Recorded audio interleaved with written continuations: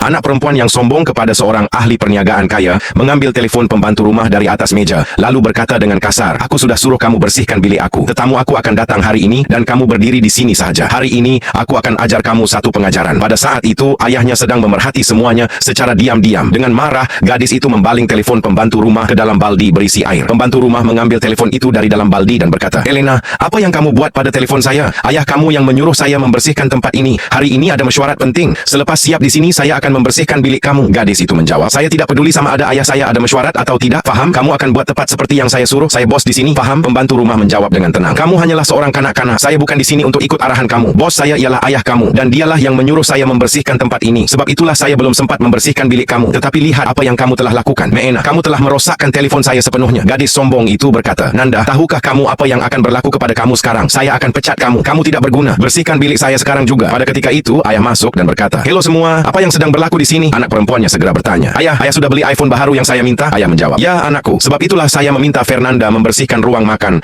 ruang tamu dan dapur. Saya sedang menyediakan makan malam istimewa dan satu saat istimewa untuk memberi kamu hadiah yang kamu sangat inginkan." Berpura-pura tidak bersalah, anak perempuan itu berkata, "Oh hebatnya ayah, sebab itulah saya membantu Fernanda membersihkan." "Betul tak Fernanda?" ayah bertanya kepada pembantu rumah. "Oh betulkah? Jadi dia membantu kamu Fernanda?" Gadis itu menyampuk, "Tak perlu cakap apa-apa. Ayah, berikan saya telepon saya." Ayah berkata dengan tegas, "Tidak, tunggu. Saya mahu dengar daripada Fernanda sama ada kamu benar-benar membantunya." Kemudian dia menambah, "Mendengar ini membuatkan saya sangat bangga kerana kamu sanggup meninggalkan kerja kamu untuk membantunya." Gadis itu berbisik kepada pembantu rumah, "Fernanda, beritahu ayah apa yang saya buat." Pembantu rumah yang kasihan itu menjawab dengan gugup, "Ya tuan, dia memang membantu saya. Dia membersihkan meja dan kabinet." Ayah berkata, "Sangat bagus. Anakku, hati saya penuh dengan rasa bangga." Kemudian dia menyambung, "Tetapi sebelum saya memberikan hadiah hari ini, Fernanda, berikan saya telepon kamu." Sambil memandang anak perempuannya, dia berkata, "Saya sebenarnya ingin memberikan kamu sebuah telepon baharu dan telepon yang saya ingin berikan kepada kamu ialah telepon ini. Telepon yang sama yang kamu campakkan ke dalam air. Telepon yang sama yang kamu gunakan untuk tidak menghormati Fernanda." Dia mengangkat sebuah telepon lain dan berkata, "Telepon baharu yang saya beli adalah untuk Fernanda." Pembantu rumah berkata dengan lembut, "Tuan, tidak perlu begitu. Telepon saya jatuh dengan sendirinya. Dia tidak buat apa-apa." Anak perempuan itu cepat menambah, "Nampak tak ayah? Dia kata telepon itu jatuh sendiri. Sekarang ambil telepon lama itu dan berikan telepon saya." Ayah menjawab dengan tegas, "Saya tahu kamu takut untuk berkata benar, tetapi dia tidak boleh buat apa-apa. Dia hanyalah anak saya dan saya yang membayar semua orang di sini." Kemudian dia berkata dengan penuh ketegasan, "Anakku, saya nampak semuanya. Saya nampak kamu membaling teleponnya. Saya nampak keseluruhan pertengkaran itu. Kamu tidak boleh berbohong. Saya tahu kebenarannya." Sambil berpaling kepada pembantu rumah, dia berkata, "Cukup Fernanda, telepon ini sekarang milik kamu dan saya memohon maaf kepada kamu. Tingkah laku anak saya tidak boleh diterima." Pembantu rumah berkata dengan penuh emosi, "Saya tidak pernah membayangkan memiliki telepon seperti ini. Walaupun dalam mimpi saya